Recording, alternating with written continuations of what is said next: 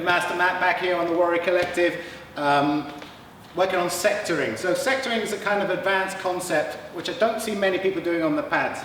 A lot of people kind of treat the pads like a punch bag. So it's all attack, attack, attack. There's a bit of defense, but it tends to be defense and then attack. For example, you might go with like a 1-2, which would roll underneath and follow back with a cross up front.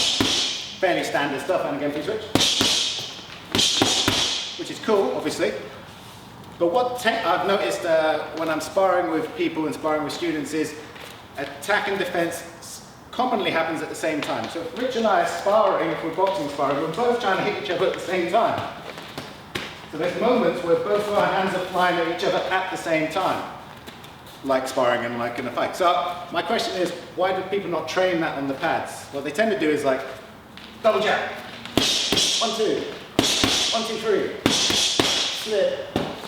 But you see it's like attack, then defense, then attack, then defense. You need the attack and defense happening at the same time, because that's what actually happens during sparring and during a fight. So we'll come up with 8 core sectors and then variations on each of those sectors that teaches people how to slip and counter at the same time based on where their hands are in relation to their partner. So, if I'm in front of Rich, if I jab on my left hand and it passes his left hand, he can't use his left hand to counter because it's kind of got jammed up a little bit.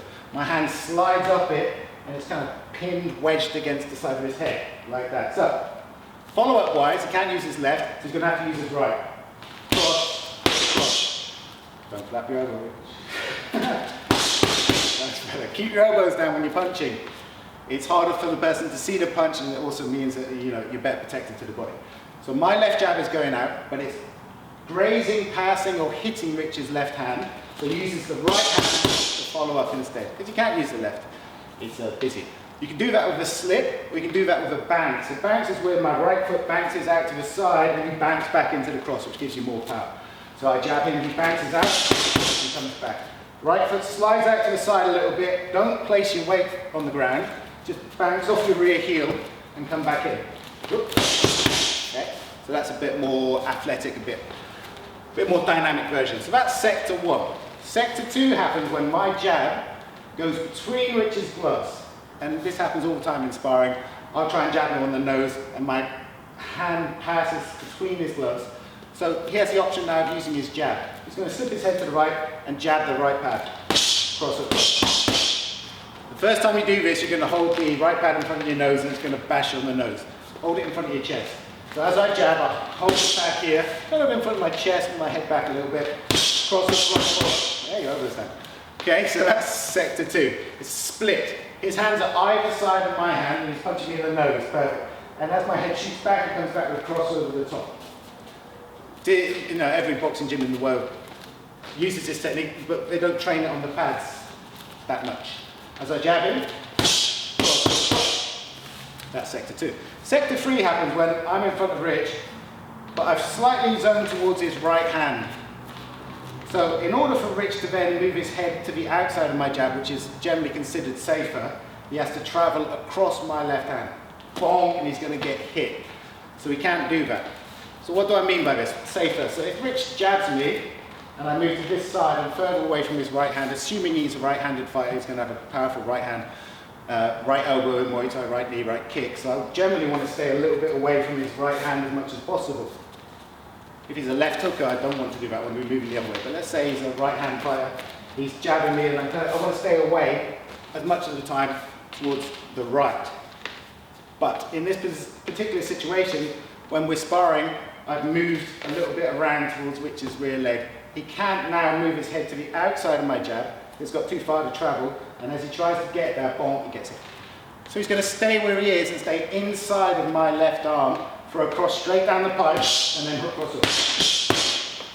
More risky, because he's in danger of being hit by my right hand, but that's just what's happened, and as you know, shit happens when you're sparring. Okay, so as I jab, he moves his head to the left, puts a nice straight right cross all the way down my arm, and follow up. So that's sector 3. Sector 4 is for shorter people fighting taller people. See, I'm a little bit taller than Rich. If I want to get to his body as he jabs me, I'd have to drop my head down underneath his arm, and I've got a lot of head above his arm. Bonk, so you're going to get punched on the nose. Whereas Richard is a little bit shorter than me, so when I jab, he's got to duck less, and it'll just slide underneath like that. He's trying to target the spleen or the solar plexus to bring my head down into the uppercut in the eyeball. So I'm going to jab, he's going to duck and jab vertically, literally just enough to get underneath. Obviously, for Muay Thai and MMA, if he goes too low, he's going to get kneed in the face, so it's literally just a little bend in the knees, let the punch go across above your head, and then jab the body. The uppercut, because he's going to be underneath me, so he's going to come up with the uppercut. And again, please. Okay? Only for fighters who are shorter than the person they're sparring with, or the person holding the pads. I wouldn't do this to Rich. Rich jabs me and I try and get underneath. I just got too much head. Put you on that, please, Rich. Too much head above his arm. So it's only, this sector is only for shorter people. And again, please. So, what you do is you drill these a lot on the pads with your students. You get repetition, repetition, repetition. And then, funnily enough, when they start sparring, they start applying them. It just happened because they instinctually know where they are in relation to their opponent's jab, and they just follow up with them. So you're training the stuff that actually happens in sparring. Sector 1 is, as I jab him, Rich moves to the right, cross across. Sector 2 is he slips and jabs, cross across. Sector 3 is he's inside my jab hand, so he throws the cross, hook, cross, hook. And then sector 4 is he ducks, jabs his body, up the hook, cross. Those are the first 4 of 8 sectors. So once I started doing this, people I was sparring with started countering me. So I was like, ah, damn. So then I had to come up with some counters to their counters, so I came up with subsectors. So we'll just look at some subsector ideas on each one. First one is we'll go 1B, because it'll make more sense to you. As I jab Rich, some people tuck their chin down, and as Rich tries to do the normal sector counter, cross over the top, it kind of skims off the top of the head. So they know that you like to bounce out and throw that right hand, so they start tucking their head down a bit more and it's going over the top. So it's going to hit the top of your head. What do? You want to lift their head up, so use the uppercut. So as Rich steps out with his right leg, his left hand comes up, he goes with the right uppercut, then the hook and the cross. I hold the pad here, just below my armpit as I jab. Got to go small and quick with this hand, wind it up to the hand.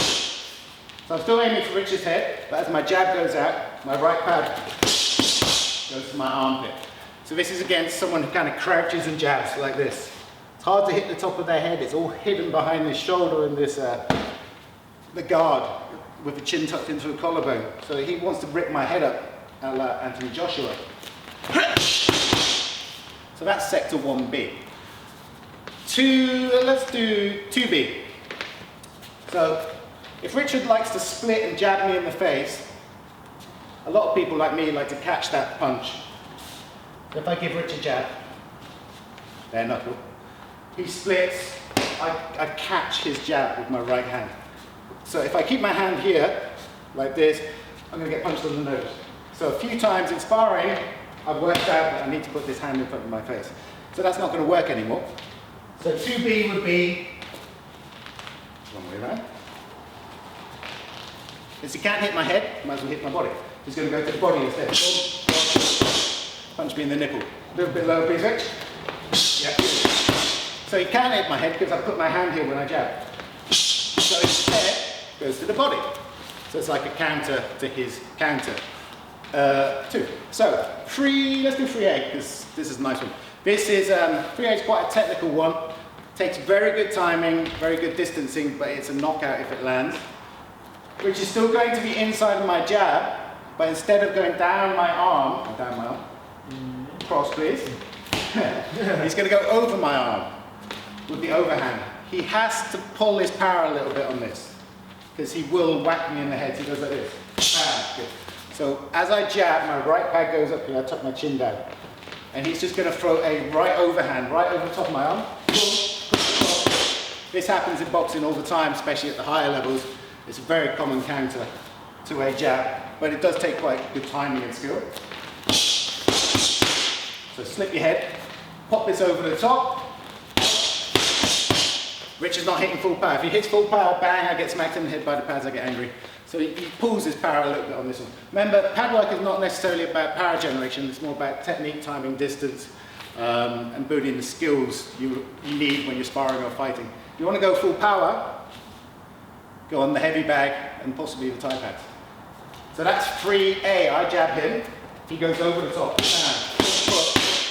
follow up. Okay? And the last one is 4A. Where as Rich jabs, instead of jabbing my body, if I've got good conditioning on my body, which all fighters should have, so they can take a fair number of jabs to the body, he's going to go upwards with his jab. He's going to pop my head backwards and upwards. So hit me in the face, boom, like that, yeah, and then follow with the uppercut up my chest to my head.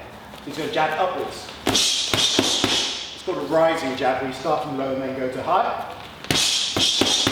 So your pad work's got to be pretty good, because you've got to catch all of these different techniques.